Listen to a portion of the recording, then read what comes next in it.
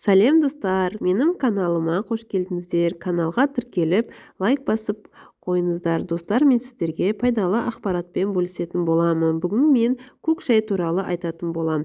Көк шай ішкен дұрыс, өйткені ол суық мезгілде денені жақсы жылытып, ыстықта шөлді қандырады. Сондай-ақ бұл сусын аурулармен күресуге көмектеседі. Көк шай дегеніміз не? Көк шай Қытай, Жапония, Үндістан мен Ява аралында өсетін жасыл ағаш жапырақтары. Көк шайдың құрамындағы кальций, темір, калий, мырыш, фтор, фосфор, йод, мыс секілді пайдалы микроэлементтер өмірлік процестерге оң әсер етеді. Көк шайдың пайдасы ас қорыту процесін жақсартады. Сондай-ақ құрамында мырыштың арқасында шаш пен тырнақтың жағдайын жақсартады. Көк шай ағзаға пайдалы болу үшін жапырақтарын дұрыс қайнатып, сусынды дұрыс қолдану керек.